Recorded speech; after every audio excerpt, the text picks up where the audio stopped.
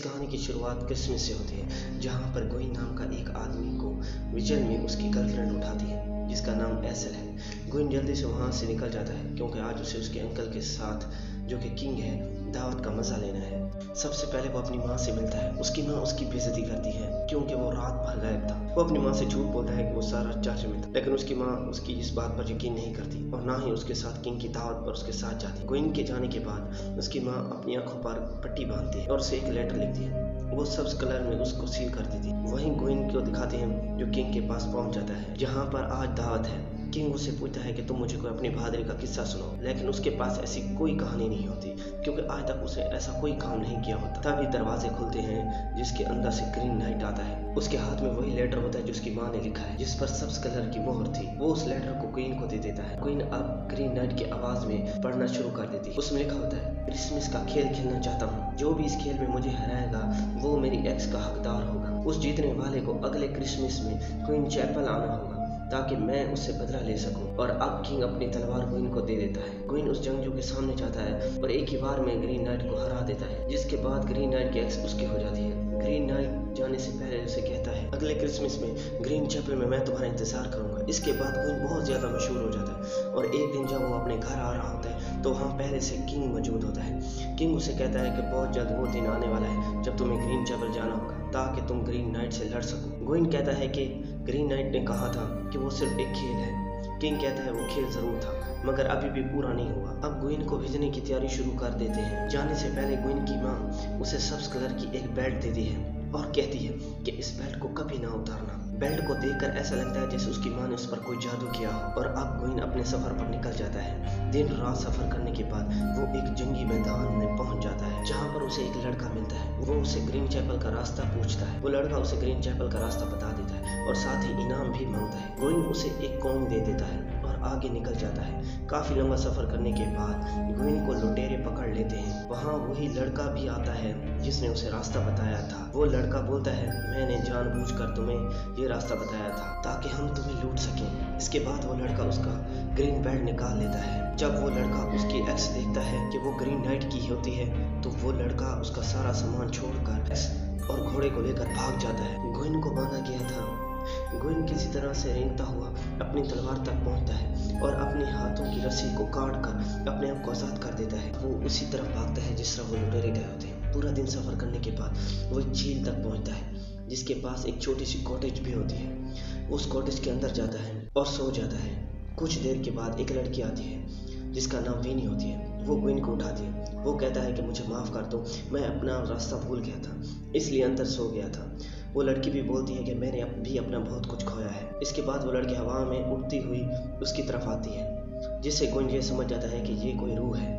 वो गोइन को अपने साथ झील की तरफ ले जाती है और बताती है, काफ़ी साल पहले यहाँ एक किंग आया था जिसने उसके साथ ज़बरदस्ती करने की कोशिश की थी और मुझे मार दिया गया। वो कहती है कि मेरा सर झील के अंदर है। गोइन झील के अंदर जाता है। उसे उसका स्कल मिल जाता है। वो झील से बाहर आकर देखता है वहाँ विनी की रूह नहीं होती, वहाँ एक फॉक्स होती है जो वहाँ से भाग जाती है। गोइन विनी का स्कल लेकर अंदर आ जाता है और देखता है विनी की स्केल्टिंग है जहाँ वो कुछ देर पहले सोया था। अब सुबह भी हो जाती है।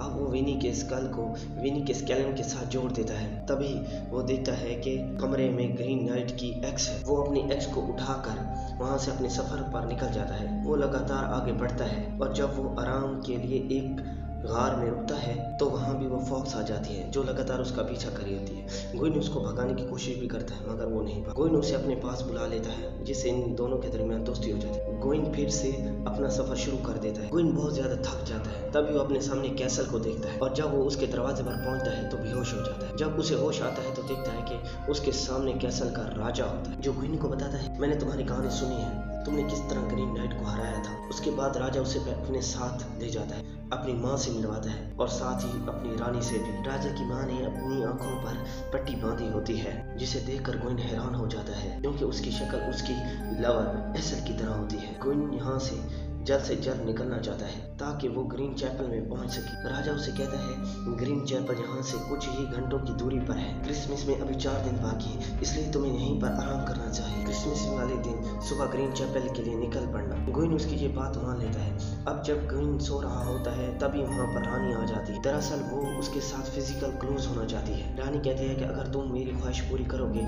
तो मैं तुम्हें वो ग्रीन बेल्ट दे दूंगी। ये वही ग्रीन बेल्ट होती है जो गोइन को उसकी माँ ने दी होती और कहा था कि इसको कभी ना उतारना, पर जंगल में वो लड़का इसकी बेल्ट को लेकर चला गया था। अब वो रानी उसे बेल्ट दे देती है। रानी वहाँ से चली जाती है और तभी गोइन देखता है कि राजा की माँ भी वहीं होती है। ये देखकर गोइन अपनी एक्स को उठाता है और भाग जाता है। और जब वो जंगल में पहुंचता है तो वहीं राजा अपने घोड़े पर आ जाता है। वो कहता है कि मैंने तुम्हारी एक चीज पकड़ी है। फिर वो अपने थैले में से फॉक्स को निकाल कर रखता है जिस फॉक्स के साथ वो यहाँ तक पहुंचा था। राजा वहाँ से चला जाता है। गोइन भी अपने फॉक्स के साथ आगे बढ़ता है। ये एक नदी के किनारे पहुँचते हैं जहाँ पर एक बोट होती है। फॉक्स उसे आगे जाने से रोकती है। गोइन उस फॉक्स को भगाकर आगे बढ़ जाता है। कुछ ही देर में वो ग्रीन चैपल पहुंच जाता है। जब वो अंदर जाके देखता है तो ग्रीन नाइट अंदर सोया हुआ था क्योंकि क्रिसमस में आने में अभी 1 दिन बाकी। वो 1 दिन इंतजार करता है। वो ग्रीन चैपल का एक्स उसके सामने रख देता है। अगले ही रात को ग्रीन चैपल जाग जाता है और वो अपनी एक्स को उठाता है और कहता है तुम्हें वो खेल याद है? पिछली बार मैं तुम्हारे सामने झुका था और अब तुम मेरे सामने झुकोगे। गोइन उसके सामने झुक जाता है। इससे पहले कि ग्रीन नाइट अपनी एक्स से उसके सर पर मारता, गोइन पीछे हट जाता है और इस तरह 3-4 बार होता है। गोइन मरना नहीं चाहता।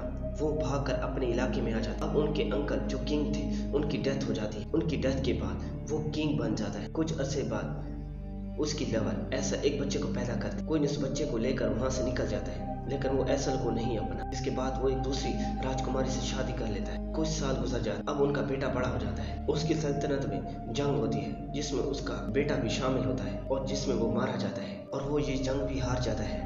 गोइन की रानी अब एक लड़की को पैदा करती है। कुछ सालों बाद उसकी बेटी बड़ी हो जाती है। अब उसके महल को दुश्मन घेर लेते हैं जिसमें उसका सारा खानदान उसे छोड़कर चला जाता है। गोइन ने आज तक उस ग्रीन बेल्ट को नहीं उतारा था जो उसकी माँ ने उसे दी थी, लेकिन आज वो उसे उतार देता है। तभी वो अपने सेंसेस में आ जाता है जब वो ग्रीन चैपल में होता है, ग्रीन नाइट के सामने होता है। उसके बाद उसने अभी भी ग्रीन बेल्ट को पहना होता है। वो उसे निकाल देता है और ग्रीन नाइट से कहता है कि तुम मुझे मार दो, लेकिन वो उसे नहीं मारता। वो कहता है तुम एक अच्छे ग्रीन नाइट हो, यानी एक अच्छे जांबाज हो, मैं तुम्हें नहीं मारूंगा। ये तुम्हारा टेस्ट था जिसमें तुम पास हो गए। दरअसल गोइन के साथ ये जो कुछ भी हुआ था ये सब उसकी माँ ने किया होता है क्योंकि वो जानती थी गोइन एक लापरवाह इंसान है। वो अपनी जिम्मेदारियों से भागता है और वो उसे जिम्मेदार इंसान बनाना चाहती थी। इसलिए इस कहानी की शुरुआत में उन्होंने जादू किया जिससे ग्रीन नाइट को किंग के पास भेजा और ये सारा खेल रचा। इस खेल में गोइन अब पास हो चुका है, इसलिए वो अब एक बहादुर इंसान के साथ साथ एक जिम्मेदार इंसान भी है।